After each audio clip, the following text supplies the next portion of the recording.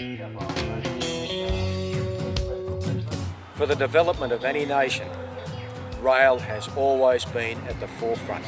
At the moment, in Australia, especially in New South Wales, we are the laughing stock of the world when it comes down to transport. Just before the line was closed, there was a major re-sleepering program done. There were bridge building and repairs. This rail is actually in very good condition. Even though we are standing on a straight piece of track, this rail shows very little signs of wear. 9,000 people came to the opening of the railway, and it was called the Line from Nowhere to Nowhere because it was our train for our region. Hi, today we're going to talk about the Casino to Murwillumbah Railway Line. When I talk to people in our community, I often find that they've given up on ever having the train back, and they feel quite despairing about it. They've been told that the cost is way too high and it's unaffordable, and that the condition of the line is really bad. So today we're going to talk a little bit about the costings and question them, and we're also going to have a look at the condition of the line and talk about that as well. My name is Neil Battersby, and I'm a former locomotive engineman and test driver for Connex trains in Melbourne. Construction of the Murwillumbah line began in Lismore in April 1891, and by May 1894 the first train ran from Lismore to Mullumbimby. The line through to Murwillumbah was completed on the 24th of December of the same year. The construction of the line from Lismore to Murwillumbah is a distance of just under 99 kilometres.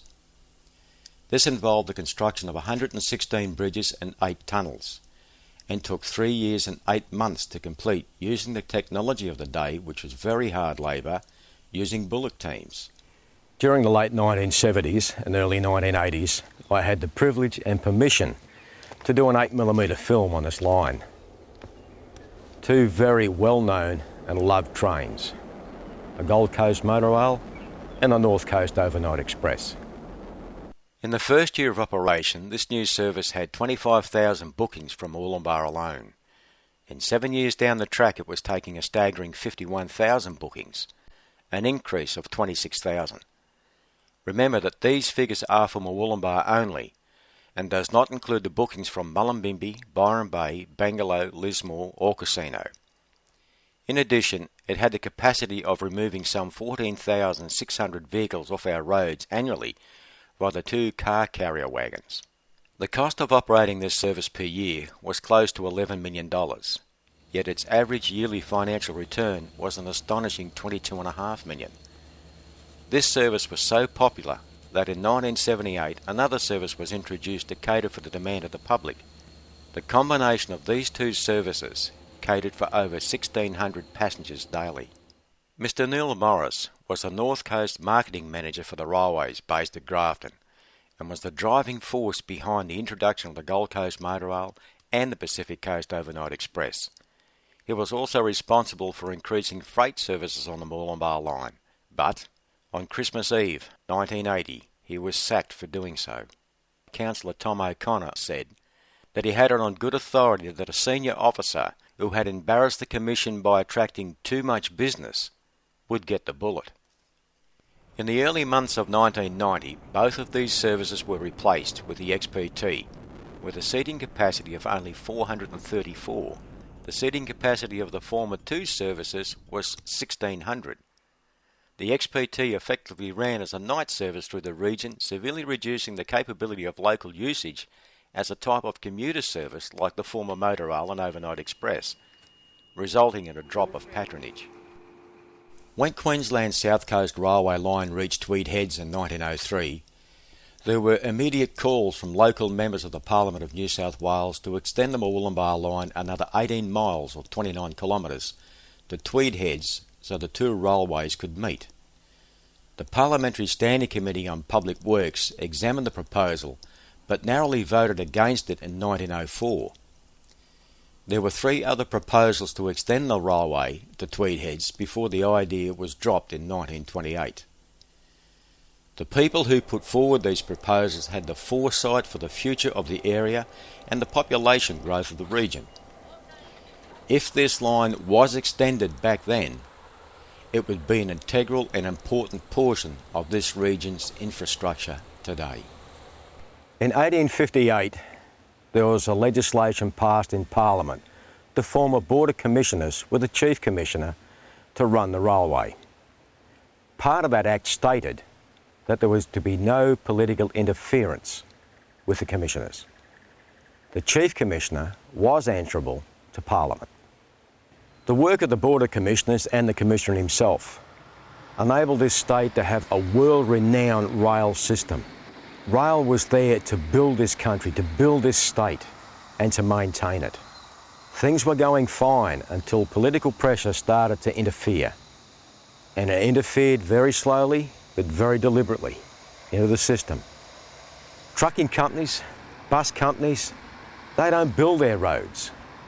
They only go on them. They don't maintain the roads. But with the railways, they built them, they purchased the land, they built the bridges, they made the tunnels, they built the trains, and they maintained them.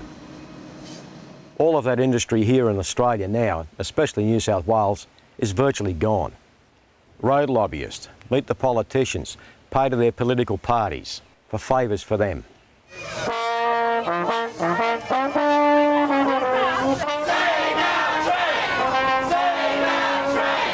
I think it's lousy, very lousy. Well, I think it's crazy. I think they shouldn't have let it go the way that it's gone. There's more trucks on the road now, there's more accidents. It's a bit depressing, especially as we are a rural town and it's nice to connect into, Brisbane. When the line closed in 2004, I just thought, what a shame. Apparently it's unaffordable. It just didn't ever occur to me for a moment. Politicians might lie or be dishonest about something. It served us well for 100 years, and by goodness, this railway service should continue to serve us in the future, shouldn't it?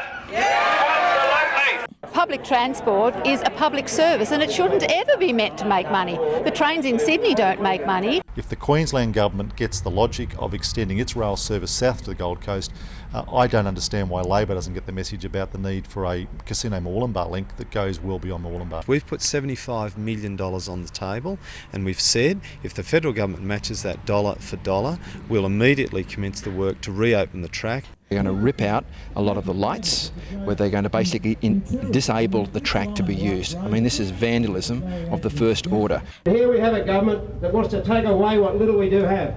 Shame on them. More trains, less cars! All this protests, all this good-meaning intent by the locals of the North Coast means zip, it seems, to Michael Costa or to Bob Carr. I mean, we should be getting more people onto rail off roads.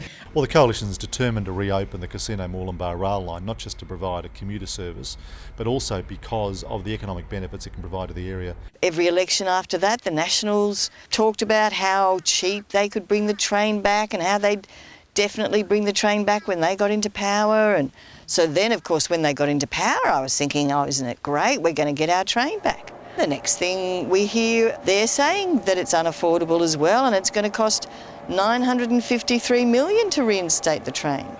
And there was a Greens MP from Sydney came up and she told us that they were reinstating trains in Victoria for $265,000 per kilometre. And the Arup report, which said, our train was going to cost $953 million, that works out to approximately $7 million per kilometre. At that moment, it hit me that we'd been lied to. After Sydney and Melbourne, this region is the most visited area for domestic tourism in Australia. We have 4.6 million tourists per year. However, tourism wasn't even mentioned in the Arup report. The Arup report states the main reason for the initial closure of the Casino to Moolumbar Railway was the population of the Northern Rivers is proportionately older than the rest of New South Wales, and this demographic are less likely to have access to a car. This region also has proportionately the highest number of unemployed people in New South Wales. They and those under 18 are also less likely to have a car. Those without a car will be the main users of public transport, and most passengers will have concession fares. Therefore, the Arup report says cost recovery is unlikely to improve even with increased patronage. Also, there are very many sick people who can't get their healthcare needs met in Lismore. They have to go to Brisbane or the Gold Coast and they can't drive. The buses take hours and are an exhausting experience for a sick person. Many elderly people and poor people are stuck at home, and social isolation is a constant element in research on illness and death. So basically the Labor government of the day closed our railway line because we had a lot of people who needed public transport.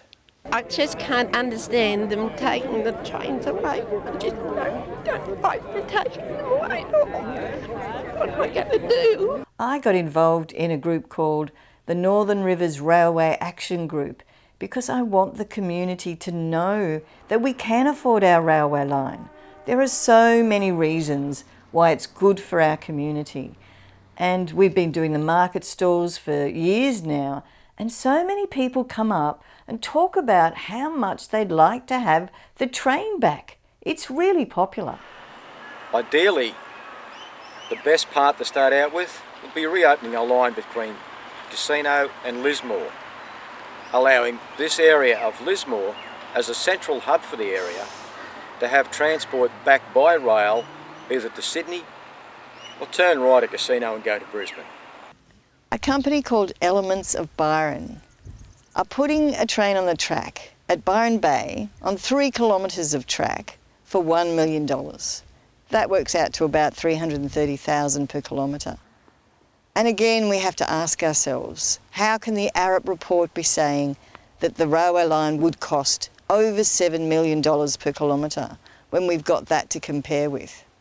There was a new railway line built between Darwin and Alice Springs. It was 1,420 kilometres and it cost $1,200 million, which works out to $845,000 per kilometre.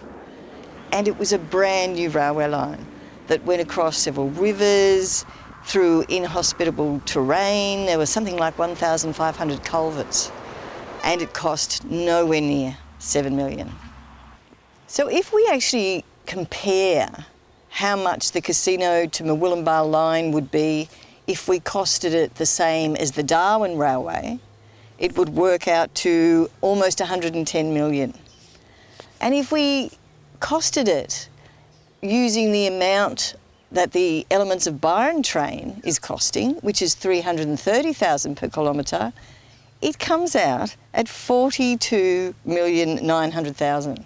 Of course, the Arup report estimates the cost at $953 million. It's staggering the amount of difference. It just seems as if we've been lied to. Arup, sure, they're in the construction business, but not rail construction. I firmly believe that this line could be re-established again for rail services, including some freight, for less than half of that. But a lot of people, when they read the report, fail to read the very front page. And it states on that, at the bottom, this report takes into account the particular instructions and requirements of our client. It is not intended for and should not be relied upon by any third party, and no responsibility is undertaken to any third party. In other words, it was written under the instructions of the government. Remember what I was saying before about the Board of Commissioners and the political interference? There's a classic example of political interference. There's an example of lobbyists, road lobbyists, trucking lobbyists, paying enormous amounts of funds as donations to get what they want. The motorway lobby has donated more than $13 million to the major parties over 15 years. These donations have coincided with federal and state governments approving billions of dollars to major road projects built by these companies. Our politicians are elected to serve the people, not the party and not the lobby groups, and not individual corporations. They are there for you, not them. And you've got to make that point clear to your local member. Just about all the branch line has 1 in 4 steel sleepers, and in some cases it's 1 in 3. As we have here, it's like 8 steel sleepers to 1 timber. Most of the branch line has a very good formation of ballast, as you can see here. The track has been heavily ballasted over the last 20 years of its working life. Even though we are standing on a straight piece of track, this rail shows very little signs of wear. Despite the fact that it's got a little bit of rust on it, run a train over the top, it'll be back to shiny metal in no time. So at 47 kgs per metre, this today is regarded as modern heavy railway line, which was taking locomotives of up to 110 tonnes before closure. The bridges is where there is some cost involved. Jeff Clark, the railway engineer from the Byron train, estimates that if all the bridges need concrete piers, then reinstatement of the line is likely to cost $2 million to $2.5 million per kilometre. At the most, this works out to $325 million for the whole line, which is a third of the Arup estimate. It is a credit to those who maintained this line in its latter days before services were ceased. In New South Wales we have many major regional centres: Bathurst, Dubbo, Tamworth, Armidale, Wagga Wagga, Albury. All these places, all these major regional areas have rail services still going to them, except one, and that is Lismore. So why not re-establish the line back to Lismore, and let's get the ground starting to roll again for services back up to Murwillumbah and even extension on to the Gold Coast. In Queensland they have the Kuranda Railway, an enormous tourist attraction. Puffing Billy, which I've visited many times, very popular. The Pitchie Richard Railway in South Australia. This line, the Casino to Murwillumbah Rail Corridor, has that potential. Many locals in our area would have noticed a dramatic increase in road traffic. And this trend, unfortunately, is set to continue and get even worse. Our councils are struggling to maintain the roads, full of potholes and jagged edges, creating damage to your own vehicles. The COAG Road Repair Program has explicitly stated that it does not intend to include social costs such as traffic congestion, air pollution, carbon emissions, and road accidents in the pricing reform process. The Northern Star, one of our local newspapers, on the 9th of July 2015, published an article that within a 31-hour period in this area, there were 8 major road accidents, 9 hospitalised and unfortunately 2 deaths. It's important that this line be reopened to rail services to reduce the amount of accidents and damage done to our roads. I firmly believe in an integrated transport system, and that's what this area desperately needs. One of the reasons why we believe it's important to bring the railway back into use is because it'll cut carbon emissions hugely. The Deloitte report of 2011 states that Australia is now the most intensive user of road freight in the world, and it has the least energy efficient road passenger transport among members of the International Energy Association. Road travel produces more than 40% more carbon pollution than rail travel for each kilometre travelled by a passenger. A national government report in 2014, The Bottom Line on Energy Efficiency, says rail freight emits 75% less greenhouse gas emissions per tonne of freight moved compared to the road freight transport sector.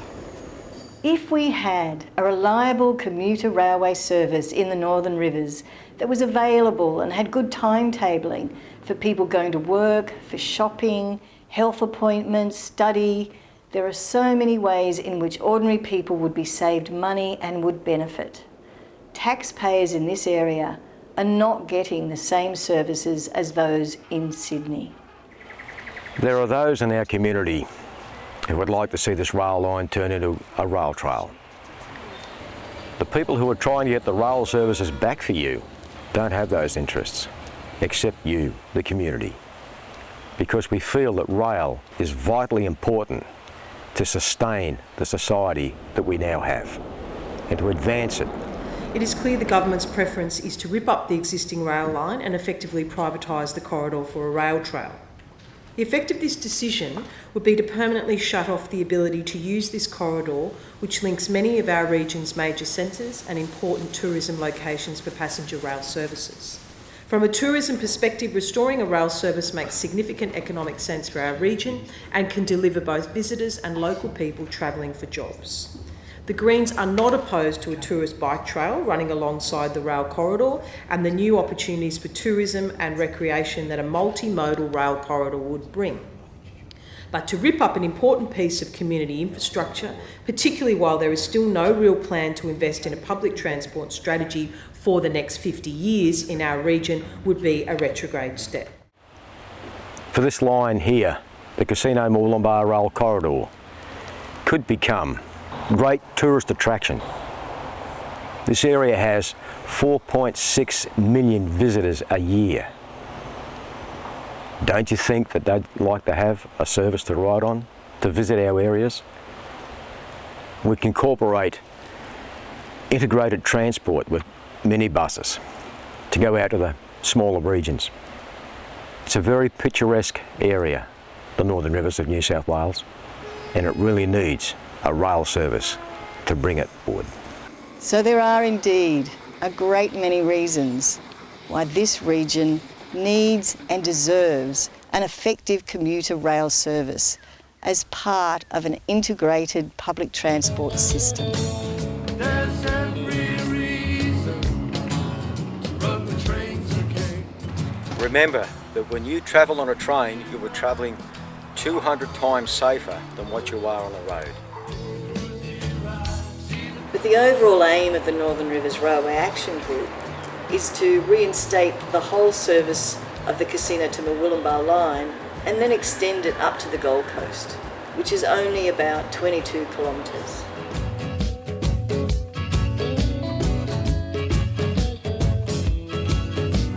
Biodiesel motors are run on macadamia. Oil that comes from growing trees